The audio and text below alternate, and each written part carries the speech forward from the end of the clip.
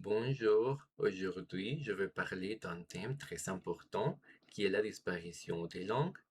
C'est un problème très important parce que c'est un problème que le monde souffre maintenant et il y a à peu près 6000 langues dans le monde, mais plus de la moitié n'ont pas assez de locuteurs pour les préserver et chaque année, il est estimé que 10 langues disparaissent.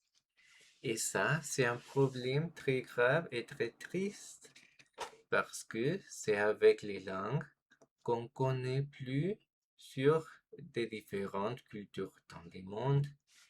Les langues ont des façons de dire des choses et de comprendre des mots abstracts et qui sont différentes entre chaque langue. Alors, les langues modifient la façon de voir le monde. Et je veux parler de mon expérience avec les langues étrangères parce que dès que je suis très jeune, j'ai étudié des langues étrangères. J'ai commencé avec l'anglais à 11 ans et puis le français à 15 ans. Et je peux dire qu'apprendre ces langues m'a ouvert les yeux aux autres façons de voir le monde et autres façons d'agir, autres cultures. Et je suis très différente aux personnes autour de moi et parce que je suis un peu plus similaire aux personnes loin de moi. Et ces deux langues ont été si importantes pour moi, pour mon identité et pour ma façon de voir le monde, je pense qu'il est aussi très important de conserver la plupart des langues que nous pouvons conserver. Les langues disparaissent à cause de différents facteurs et raisons. Et les facteurs plus communs sont le colonialisme, parce que quand une nation s'impose sur autre nation et les deux nations parlent de différentes langues, la nation dominante va imposer sa langue à la nation qui a été, la nation dominante va imposer sa langue à la nation qui a été conquise et les gens qui ont été conquis vont subir une très grande pression pour apprendre la langue dominante pour raisons sociales et raisons économiques et raisons culturelles parce que les gens qui ont été conquis sont les gens qui doivent s'adapter aux gens conquérants qui évidemment ont plus de bénéfices et plus de privilèges que les autres. Des autres raisons pour lesquelles les langues disparaissent sont la globalisation qu'il y a maintenant parce que l'avance de la science et la globalisation du commerce et la communication sur l'Internet favorisent eh, l'utilisation des langues plus parlées, des langues dominantes.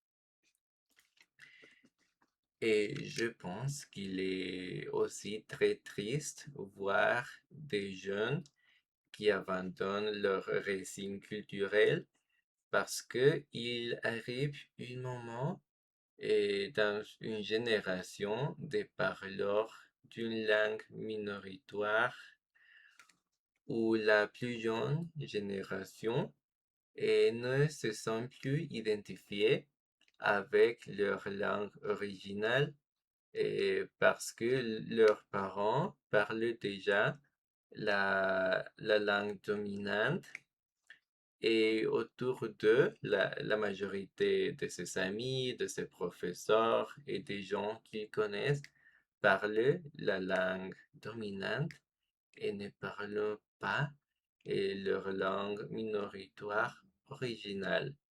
Et ça, c'est très triste parce que leur langue est une partie très importante de leur racine et de leur identité culturelle qu'ils perdent. Et alors, il est très important de faire un effort pour préserver les langues minoritaires. Il y a beaucoup de choses que nous pouvons faire pour préserver ces langues minoritaires. Il est important d'accepter qu'il y a certaines langues euh, qui ne sont pas possibles de préserver parce que leurs locuteurs sont déjà très vieux ou très peu et peut-être qu'il n'y a pas d'intérêt. Euh, ah, il n'y a pas d'intérêt des autres gens pour l'apprendre parce que par exemple quand on apprend une langue dominante, on peut trouver une grande utilisation de cette nouvelle langue parce qu'il y a milliards de locuteurs.